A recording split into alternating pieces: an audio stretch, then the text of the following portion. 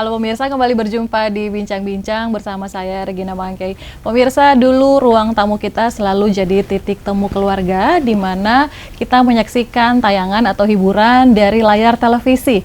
Namun saat ini kebiasaan tersebut mulai ditinggalkan karena sudah ada layar kedua yang hadir dalam genggaman kita yang menghadirkan informasi tak henti selama 24 jam.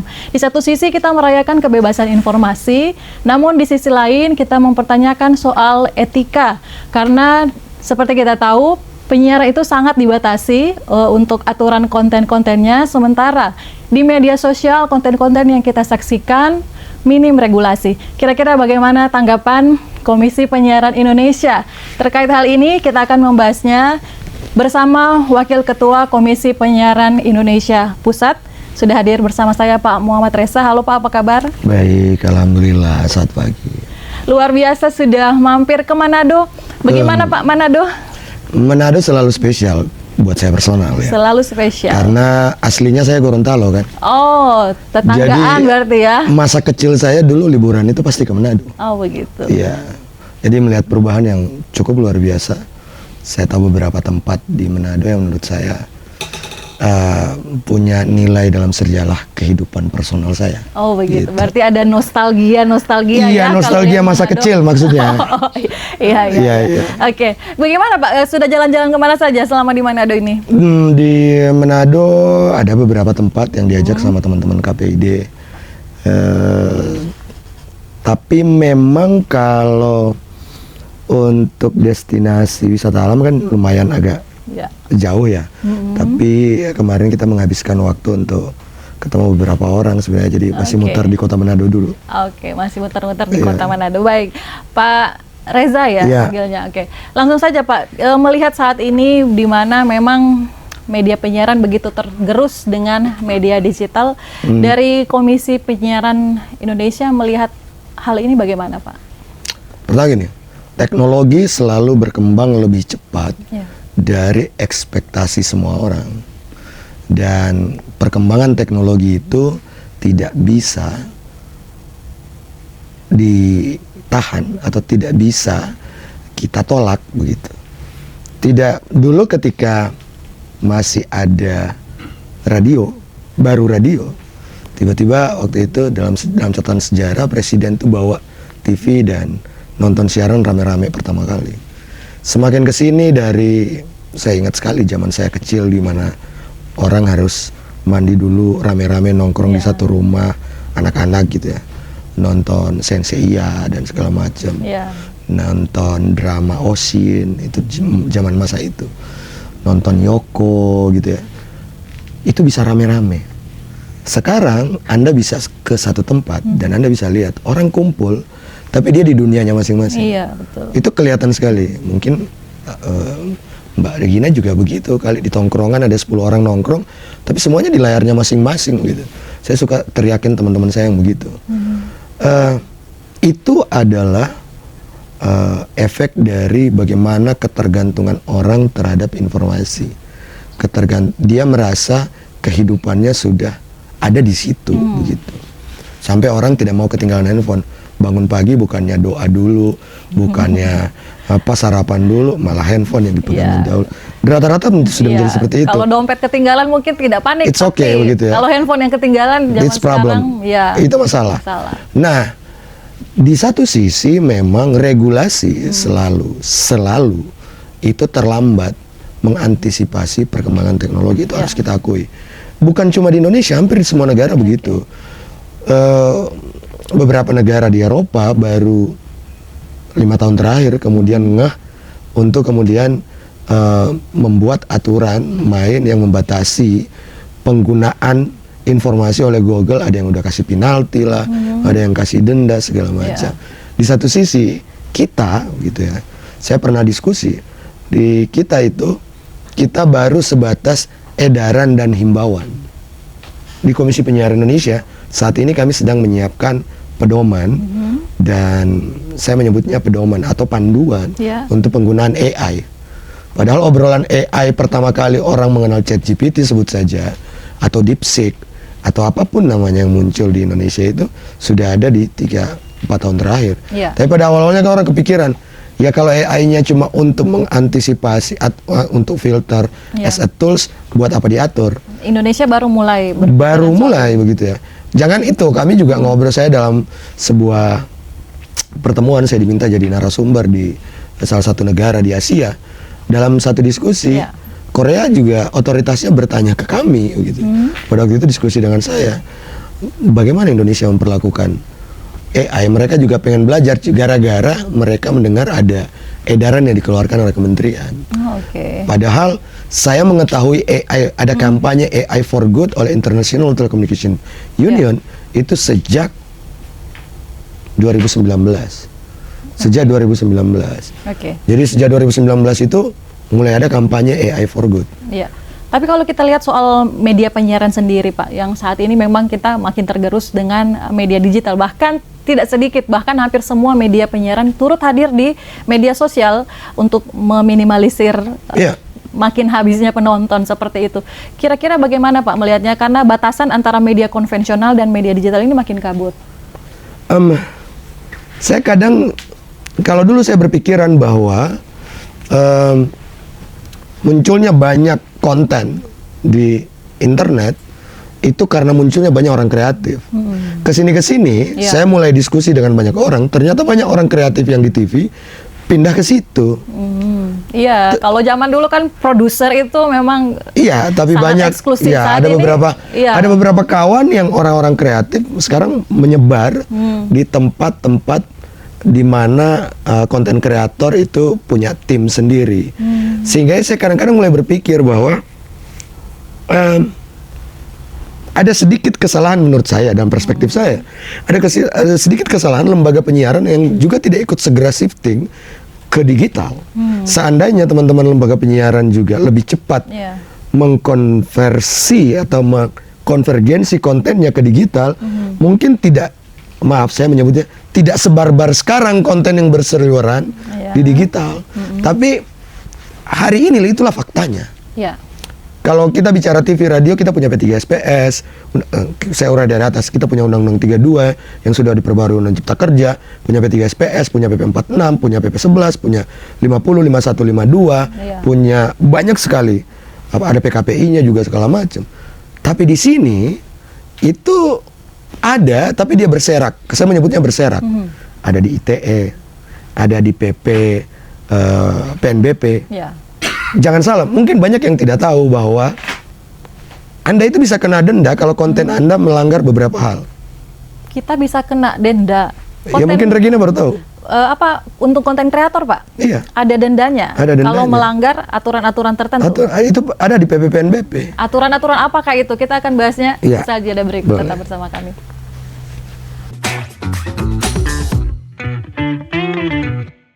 Ya, masih bersama kami di Bincang-Bincang. Saya masih bersama Pak Muhammad Reza, Wakil Ketua Komisi Penyiaran Indonesia. Pak, yang tadi ternyata konten kreator, Pak, maksudnya individu Iya, atau seperti jadi apa gini. yang bisa kena denda? Jadi kalau ada orang bilang bahwa tidak ada aturan main di internet itu, menurut saya bukan tidak ada. Ada aturan mainnya. Tapi kurang sosialisasi. Tapi dia berserak. Berserak Oke. itu dia ada di ITE, ada di aturan A, aturan B, dia berserak. Beda dengan penyiaran. Kalau penyiaran kan ada lembaganya yang menjadi Iya. pengawasnya. Ada KPI, untuk teknis administrasi ada Komdigi, kan begitu ya. Clear. Tapi kalau untuk konten kreator itu dia berserak, ada di, saya bilang tadi, ada di PPPNBP seingat saya, tapi lebih detailnya mungkin nanti diskusi sama Komdigi.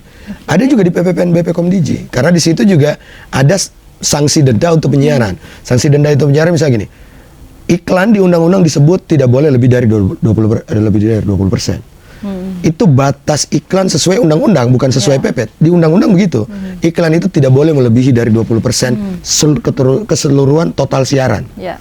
Jadi kalau Anda lebih, Anda kena sanksi denda. Ya. Kena sanksi, yaitu denda gitu. Di situ sudah ada angkanya. Nah, seingat saya dalam diskusi itu bukan cuma itu. Jadi platform dan segala macam itu bisa kena denda kalau melanggar beberapa ketentuan terkait konten. Apa itu, Pak? Nah, konten itu detailnya bukan di KPI. Oh, oke. Itu di Komdigi. Tapi seingat saya ada di sanksi Ada, ya? denda. Oke. Ada di sanksi denda. Sehingganya, nah, yang menjadi pertanyaan adalah siapa yang melaksanakan? Iya, itu dia. Kan kekhawatiran Regina adalah ini diawasi, diketati, itu Iya. tidak kan pengetahuannya kan begitu. Iya. Itu kok dibiarin? Iya, batas kreativitasnya seakan-akan tidak dibatasi. Mau sampai di mana? Iya. Cukup kata kasar boleh, konsumsi miras Iya, sambil ngerokok bisa. bisa. Orang merokok bisa.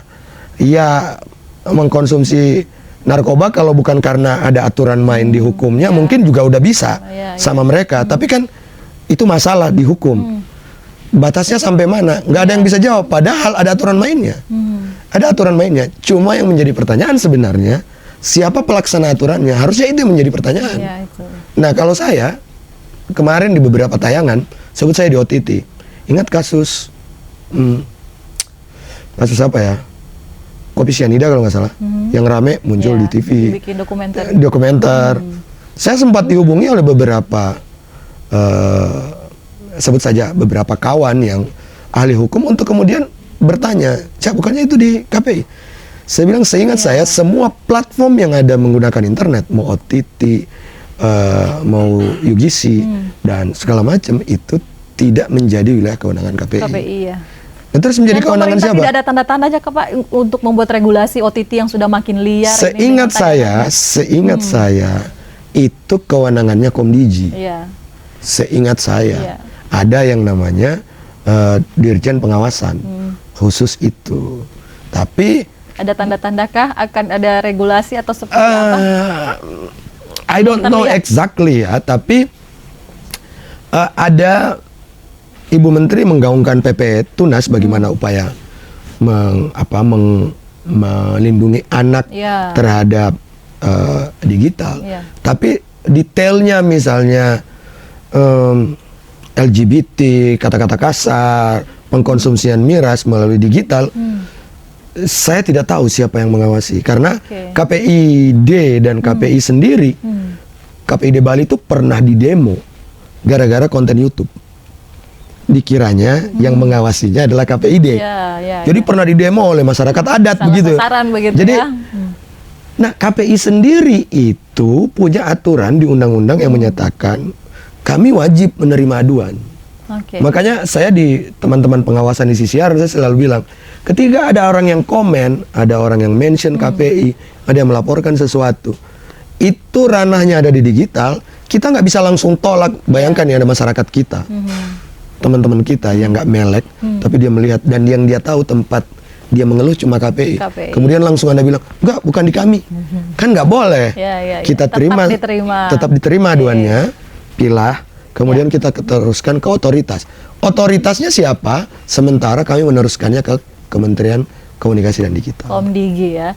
Gitu. Apakah dari KPI tidak ada ancang-ancang begitu untuk memperluas pengawasannya sampai ke digital, Pak?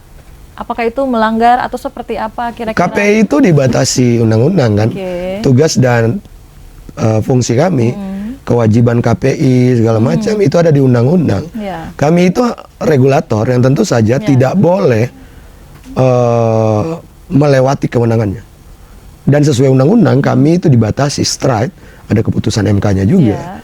Itu Tidak hanya bisa, pada TV dan radio. Undang-undangnya tidak bisa diamandemen lagi. Belum sampai.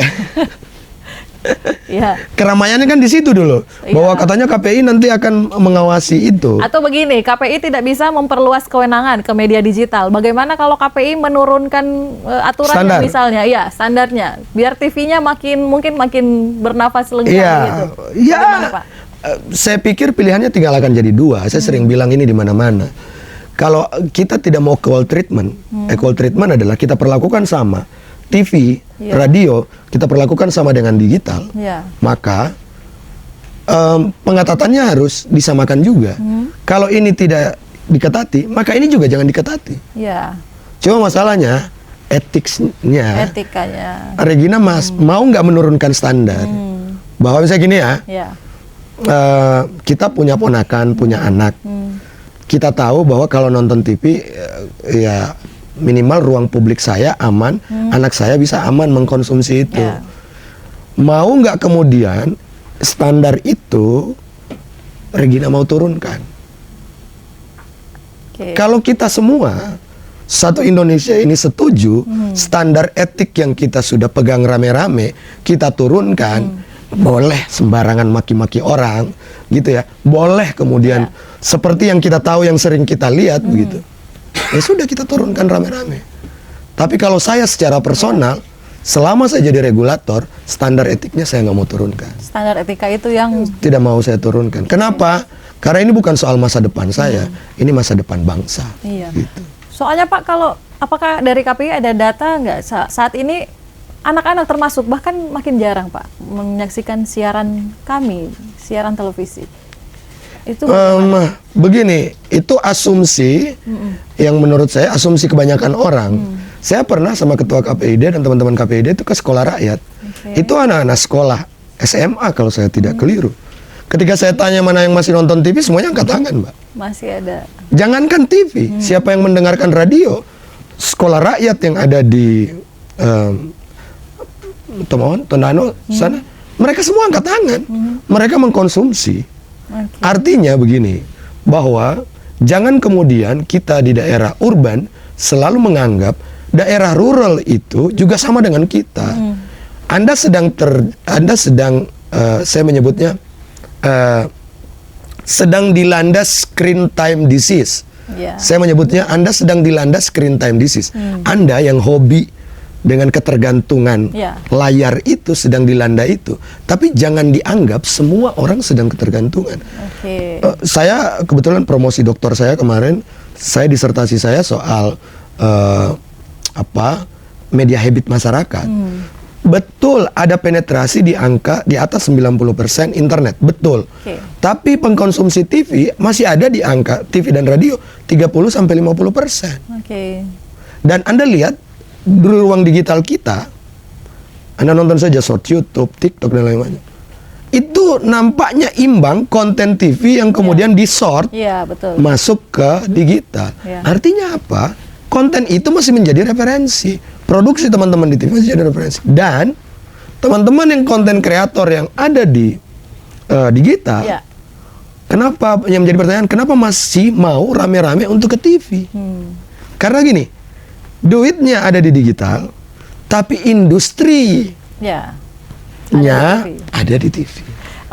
Nah Pak, kalau dulu mungkin kita sesama media konvensional ini saingannya kita dalam bisnis, mungkin kita lihatnya kompetitor kita ya sesama TV konvensional misalnya. Tapi saat ini kayaknya makin bergeser ke konten kreator. Itu bagaimana tanggapannya? Tapi dijawab usai jeda berikut. Tetap bersama kami.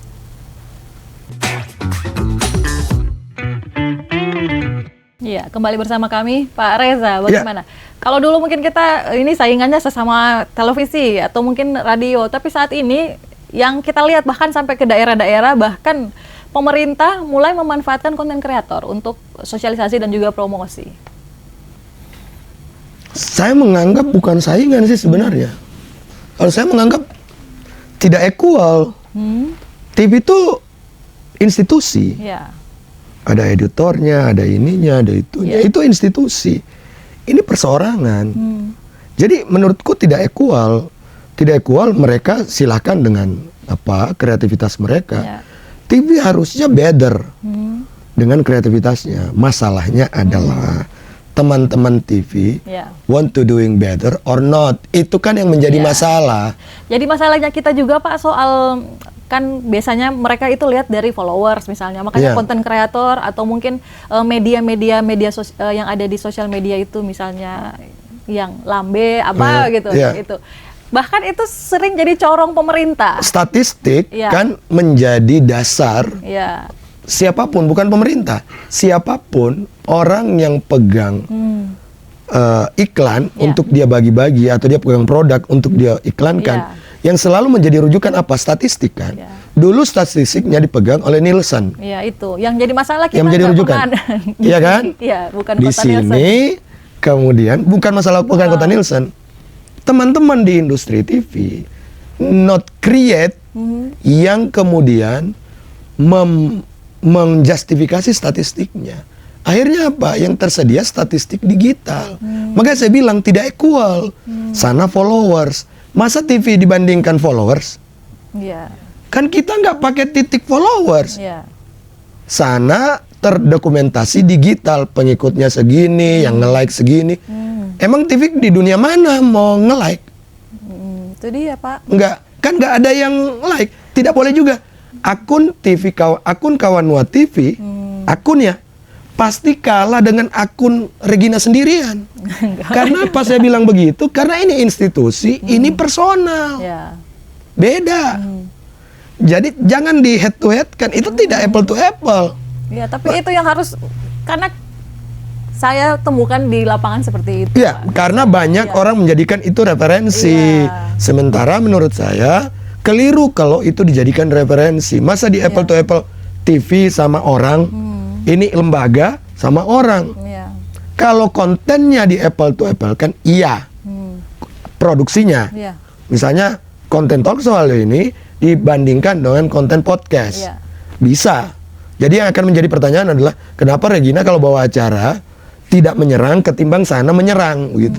Itu kan di apple to apple kan bisa. Iya. Tapi kalau lembaganya nggak apple to apple. Jadi gini, itu juga yang saya bilang ke teman-teman, kita tuh gagap shock. Saya menyebutnya culture shock. Ketika digital masuk, banyak termasuk pemerintah kita itu culture shock. Mereka mencari jalan yang short begitu. Mereka pikiran begini, ya sudahlah, ini saya bisa pertanggungjawabkan. Saya viral, ini apa-apa viral. Bahkan ada di satu daerah, kepala daerahnya bilang, sudah anggaran humas saya mending saya pakai untuk dia yang jadi konten kreatornya, kan gitu ya? Iya, Pak, masalahnya. Dia yang menjadi konten kreatornya. Ya sudah, semangatnya semua untuk dia. Ya, itu tidak ada masalah. Tapi yang dia lupa adalah begini, akan saya bilang begini.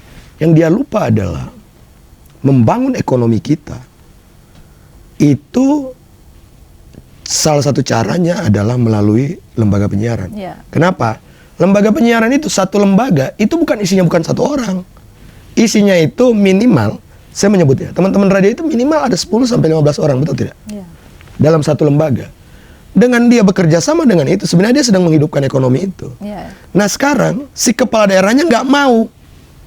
Nih, bersama-sama lembaga penyiaran. Saya pernah ingat Sulsel itu yang luar biasa. Ketika COVID, dia meminta semua dinasnya itu gandeng teman-teman radio dan televisi untuk penyampaian informasi kepada publik. Dan kita ingat ketika Sulsel COVID, ya, kita matanya kemana? Ke TV. Kenapa? Pengumuman resmi, ingat gak itu? Iya. Pengumuman resmi, ini bentar lagi Ramadan. Ramadan kemana orang mau time signal, orang buka puasa, orang sahur segala macam? Ya pasti ke radio. Iya. Jadi saya tuh suka ketawa sendiri ketika misalnya ada pejabat-pejabat kita menganggap lembaga penyiaran tuh udah nggak penting lagi. Iya, saya sering bilang bukan tidak penting, Andanya yang berpikir menurut saya tidak mau bilang keliru, lebih tepatnya apa ya? Salah cara berpikirnya.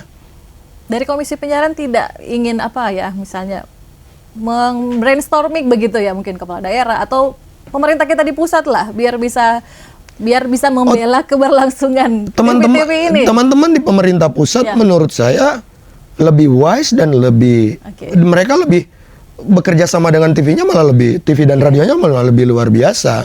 Yang kadang-kadang tuh teman-teman di daerah yang salah kaprah terhadap yang saya bilang tadi, statistik. Dia anggap followers is everything. Yang dia lupa, followers can be created. Ngerti gak? Ya, betul. Saya bisa beli followers 1 juta, harganya 50.000, bisa. Saya cuma punya 1.300 followers, misalnya saya nih Instagram. Coba 1.300, dikunci. Karena memang saya dari dulu, media sosial saya gunakan untuk orang yang saya kenal dan mengenal saya. Buat apa saya bicara, berinteraksi dengan orang yang saya tidak kenal dan tidak mengenal saya juga. Jadi, ya kalau saya dapat 1.300 orang, ya udah benar kan kawan saya segi. Saat ini kan media sosial udah mulai bergeser, Pak. Iya. Yang dilihat algoritma semua, bukan teman-teman kita malah yang kita lihat. Ya kita kalau bicara media sosial, saya tambahkan sedikit. Sekarang pun mungkin banyak dari kita tidak paham. Saya kalau pakai prompt di ChatGPT, saya sering bilang teman-teman kalau pakai prompt AI, tolong dituliskan ketika Anda mengupload foto atau mengupload video personal Anda, tolong tulis. Sampaikan ke dia bahwa ini jangan dipakai untuk kepentingan yang lain. Ya harus ditulis, kalau tidak itu dia jadikan database umum, karena AI menjadikan itu sebagai database umum untuk dia pakai. Dan sekarang kita lagi rame-rame foto kita upload ke AI kan. Iya, betul, dibikin macam-macam. Jadi kita ini sedang memberikan database Data pribadi gratis. kita. Iya, data pribadi kita. Terus kemudian kita lagi koar-koar, lindungi data pribadi kami. Lah ente di media sosial ngapain? Itu dia. Kemudian bicara data pribadi, tolong dilindungi. Nah, semua foto anak, foto rumah, foto apa, semuanya ditaruh di situ. Sebenarnya kita tuh pengen dilindungi, Ya. tapi tidak sedang melindungi diri sendiri. Ya. Gitu. Jadi kembali ke statistik tadi, agak lucu kalau pembandingnya like dan followers. Ya, oke. Kenapa? Karena sekali lagi itu bisa di-create. Saya bisa tiba-tiba dari 1.000 jadi punya 1.000.000 followers, bisa. Bisa. Bayar kan? Iya, betul. Bisa akun terverifikasi, kan bayar. Betul. Mereka tanya, Anda di KPI Pusat, kenapa akun Anda tidak terverifikasi? Saya tanya, pentingnya juga apa kan gitu? Kenapa harus terverifikasi? Bayarnya nggak banyak, 50.000 apa 7, nggak nyampe 100.000 juga. Bulanan tapi. Iya, tapi nggak mahal juga. Kenapa harus terverifikasi juga? Yang penting TV-nya terverifikasi ya. Nah, makanya saya bilang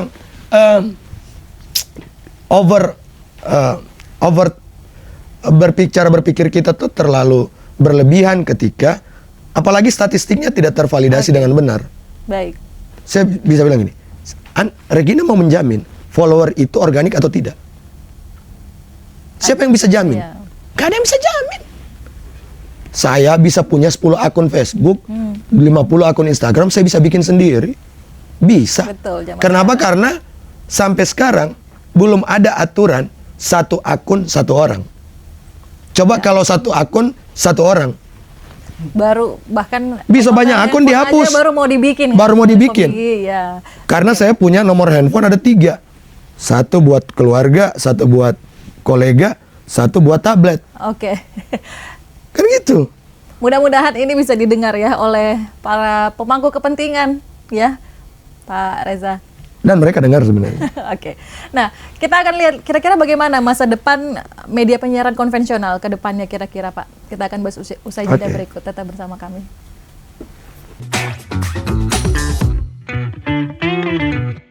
Ya, baik. Terima kasih Anda masih bersama kami, Pak Reza. Ya. Ini bahkan data dan fakta di lapangan. Tidak Ya. sedikit televisi yang mulai menutup biro-bironya di daerah. Ya. Ini bagaimana? Jadi tanda awas kah juga untuk KPI karena makin sedikit yang akan diawasi.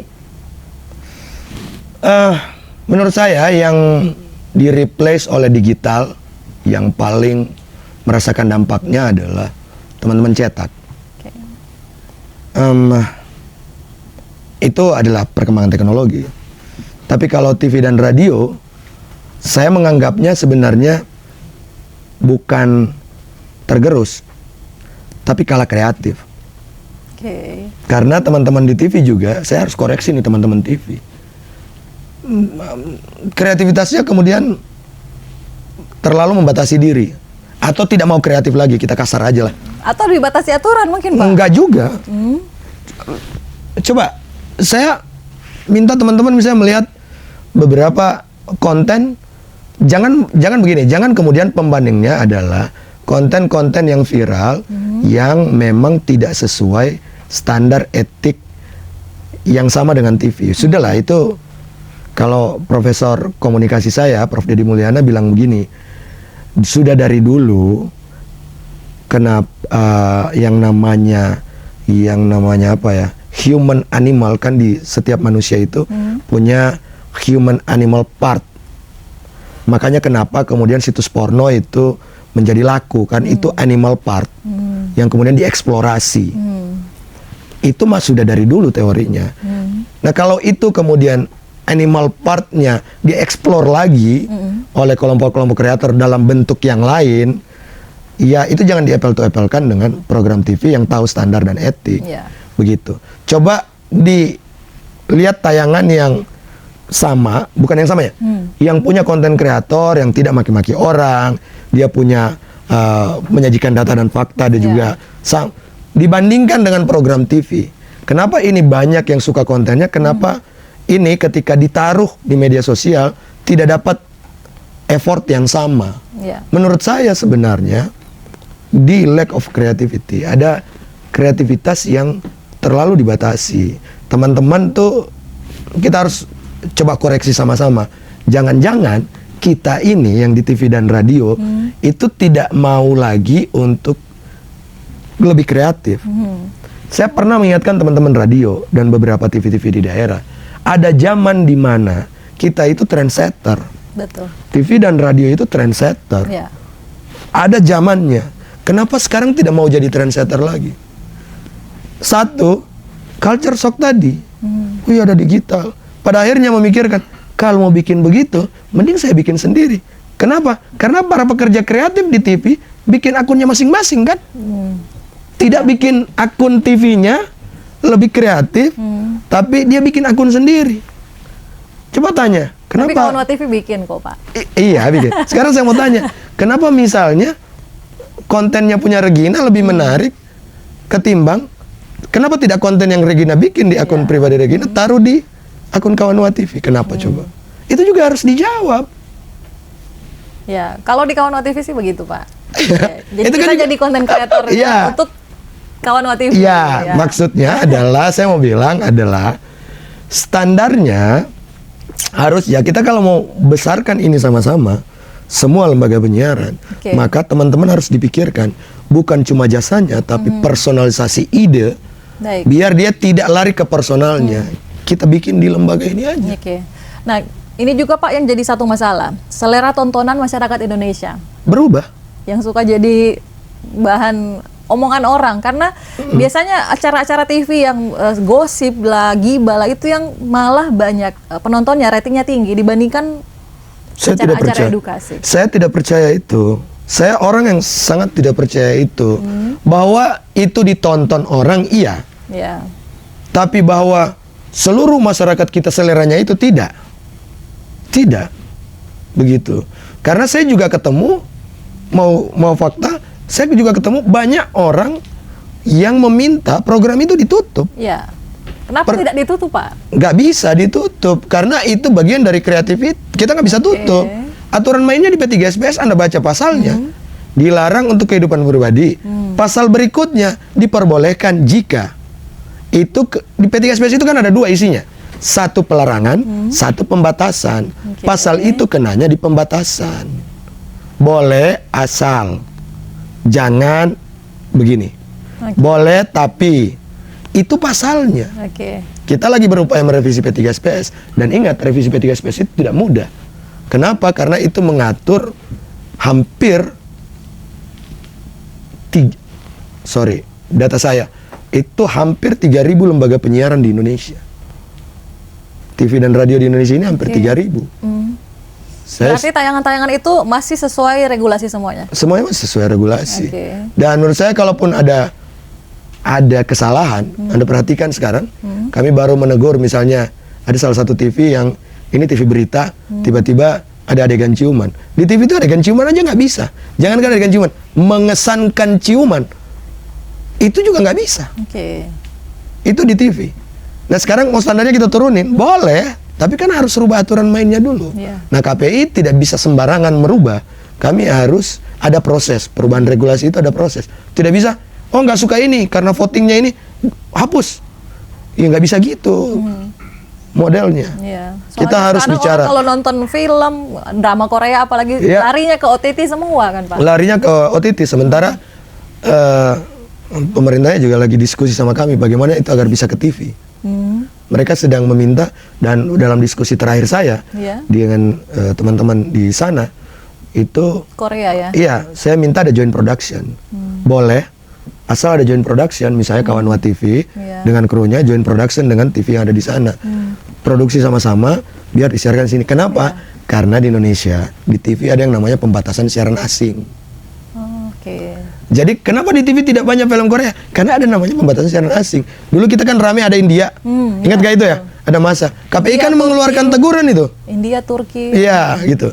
Itu karena lebih dari presentasi yang sudah ditetapkan oleh KPI. Kan kami kasih teguran itu. Akan dilonggarkan, tidak? Ya harus rubah undang-undang. Begitu. Sekarang mau rubah undang-undang atau tidak? Yang merubah undang-undang itu cuma dua, Regina. Itu Bapak Ibu harus tahu. Hanya DPR atau pemerintah. Karena KPI itu produk undang-undang. Jadi kalau rubah, yang ngomong sama pemerintah sama DPR. Dan ini kami suarakan terus. Kenapa? Karena Komisi 1 DPR RI yang revisi undang-undang penyiaran itu sering diskusi sama kami. Lalu hal-hal apa saja Pak yang jadi keresahan KPI belakangan ini? Tadi itu equal treatment menjadi satu. Yang kedua adalah pemanfaatan AI. Jadi ada dua, bukan ada dua kubu, ada dua perspektif soal AI. Pemanfaatan AI. Iya, pemanfaatan AI. jadi siaran TV Nah, sekarang ya? saya di posisi yang bilang begini, kalau AI as a tools, kalau AI sebagai alat, bagi saya nggak butuh regulasi. Kalau cuma alat. Tapi kalau AI dia memproduksi, menyampaikan, dan sudah menjadi sebuah sistem, nah itu harus diatur. Kenapa? Itu berhubungan dengan akurasi informasi, akurasi hati. Anda coba lihat di TikTok, sejarah kita sekarang udah pakai AI kan? Mari kita ke Sulawesi Utara. Di Sulawesi Utara, dia bicara sejarah Sulawesi Utara. Menarik, orang bahkan banyak mungkin nge-like, tapi pertanyaannya, sejarahnya, ini sejarah loh. Itu faktual atau tidak? Kan itu harus ditanyakan. Dan yang jangan bertanya bukan cuma kita. Mestinya government yang bertanya lebih dahulu. Karena mereka harus memastikan bahwa seluruh warga Sulawesi Utara itu tidak terdistraksi informasi yang salah. Kan begitu. Pemerintah harusnya, Anda kalau bicara Sulawesi Utara, sejarahnya yang benar ini. Dan memang soal informasi yang salah, hoax dan sebagainya itu paling banyak di media sosial, Pak. Pertanyaannya adalah, mereka mau tidak melakukan itu, atau bahkan tidak aware, atau jangan tidak aware aja, atau mungkin tidak tahu ada perkembangan teknologi ini. Berarti kalau lihat situasi dan kondisi saat ini, untuk televisi, radio kedepannya ini, media penyiaran kedepannya, kita masih punya masa depan yang cerah. Punya masa depan asal. Asal apa? Tahan dulu Pak, dijawab saja ada berikut.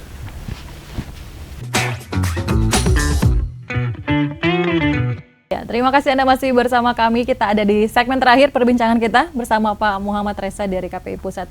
Bagaimana Pak, untuk media penyiaran, TV maupun radio, kira-kira 5-10 tahun ke depan, akankah kita masih bisa survive? Survive, menurut saya.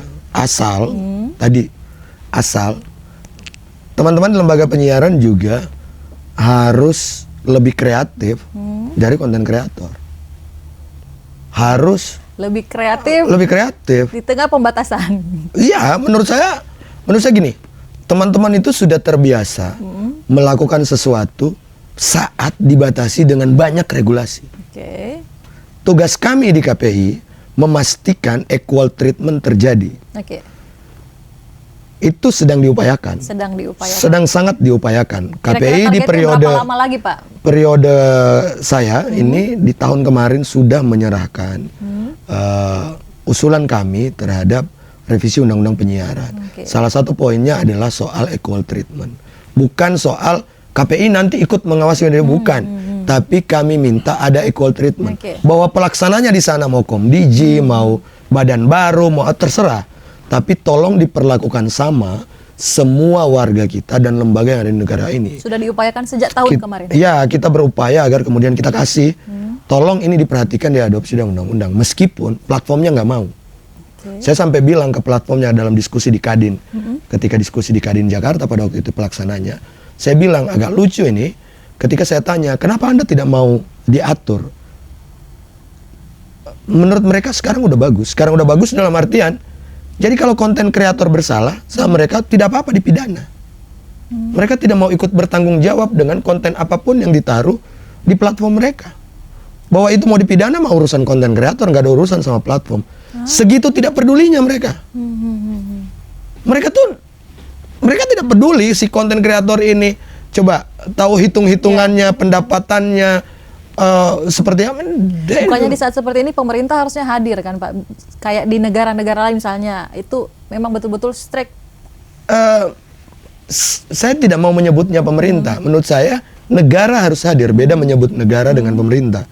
Kalau negara itu kita semua, mau DPR, mau pemerintah, mau lembaga, mau masyarakatnya, negara harus hadir mengatur ini dengan benar. Makanya di undang-undang itu selalu menyebut negara. Dia tidak menyebut pemerintah, begitu. Dia menyebutnya negara. Kenapa? Karena penyiaran itu adalah urusan jutaan, mengatur urusan jutaan masyarakat Indonesia.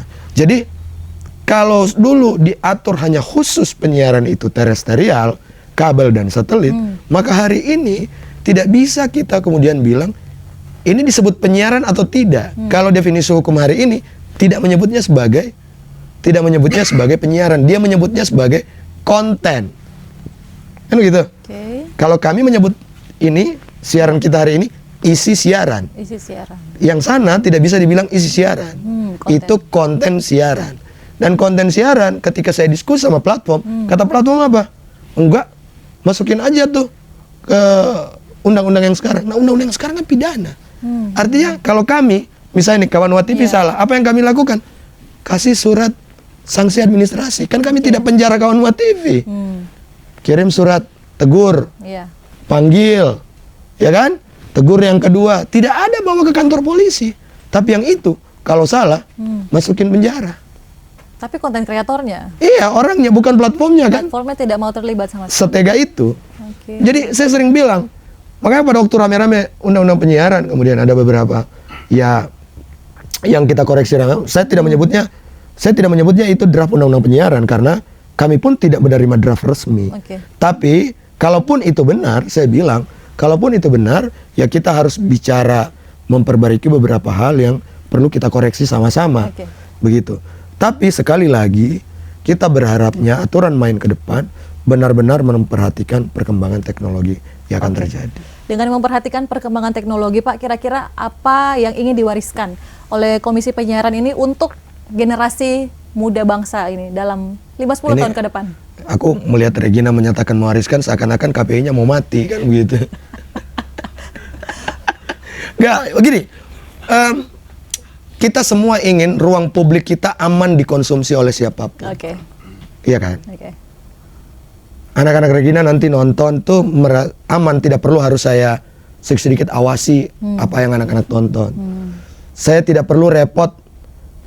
Kamu mau nonton di OTT harus di OTT for Child gitu, atau Netflix for Child atau Prime for Child gitu. Gak harus itu. Ya. Tapi aman begitu. Di negara lain, mungkin Regina kalau ke negara lain, begitu sampai di negara itu, Netflix itu berubah tampilannya. Berubah tampilan masih tetap Netflix, tapi yang sudah diregulasi oleh negara itu. Yang muncul adalah film-film dari negara itu. Produksi dalam negerinya lebih banyak di kita. Baru sekarang-sekarang nih. Gara-gara rame merevisi undang-undang penyiaran, sekarang teman-teman LSF lagi berupaya merevisi undang-undang perfilman. Baru mulai itu. Baru Komdigi kasih keluar surat, baru mulai itu. Mulai ada film-film Indonesia di situ. Bayangkan, baru belum keluar regulasinya mereka sudah mau menuruti. Nah, cuma memang yang saya sesalkan masih ada orang-orang di jabatan-jabatan tertentu yang masih takut dengan tekanan internasional. Padahal Pak Prabowo sekarang presidennya. Ya. Pak Prabowo mana takut dia tekanan internasional. Oke. Dan saya sering bilang dalam sebuah diskusi, karena ketemu beberapa pejabat dari kementerian tertentu, saya nggak mau bilang, apa iya kita perlu membatasi, nanti kita tekanan internasionalnya begini.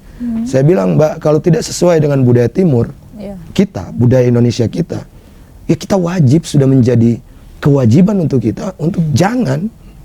Kalau seperti itu. harus seperti itu. Atau jangan-jangan Anda mau budaya kita sedang harakiri. Kita lebih terpengaruh cara berpikir dari luar daripada kita ikut budaya dan tradisi kita. Mulai terpengaruh kayaknya. Mulai karena kita tidak mau tegas untuk mengatur itu. Saya sampai pernah berdebat dengan seorang pejabat, saya sampai mengingatkan, Bu, saya perlu ingatkan Presiden Anda itu Prabowo Subianto. Dan Pak Prabowo Subianto straight tentang melindungi dalam negerinya. Baik adat, budaya, dan ekonominya. Jadi kalau seperti Anda yang takut dengan tekanan asing, kayaknya Anda tidak pantas jadi pejabat di negeri ini. Ya, baik. Kita lihat saja ke depannya kira-kira bagaimana regulasi yang akan dibentuk ya, ini sementara diajukan begitu Pak ya oleh Komisi Penyiaran Indonesia. Sedang dilakukan oleh DPR begitu, revisi undang-undang penyiaran. Kami sudah memberikan masukan, bukan cuma kami, semua termasuk asosiasi TV lokal dan pusat juga memberikan masukan dan sedang berproses. Apakah kemudian tahun ini atau tidak, yang bisa menjawab tuh DPR dan pemerintah. Oke. Yang terakhir Pak, singkat saja, mungkin ada imbauan yang ingin disampaikan mungkin ke lembaga penyiaran lebih khusus, saya meminta untuk jangan takut untuk kreatif gitu. Urusan sanksi nanti aja kita obrolin. Sepanjang etik dan adabnya tetap menggunakan standar yang sudah Anda selama ini lakukan. Jangan takut untuk kreatif dan jangan takut untuk berkompetisi. Oke, siap. Terima kasih banyak Terima kasih. Pak Muhammad Reza Terima atas kasih. waktunya. Jangan takut untuk kreatif ya, dan mari masyarakat Sulawesi Utara khususnya yang ingin menyaksikan siaran yang berkualitas tentunya ayo nonton TV dan juga mendengarkan radio. Iya. Sekali lagi terima kasih Terima Pak kasih. Reza. Sampai di sini dulu perjumpaan kita di Bincang-Bincang edisi kali ini. Saya Regina Mangkei pamit undur diri. Kawan TV Torang TV.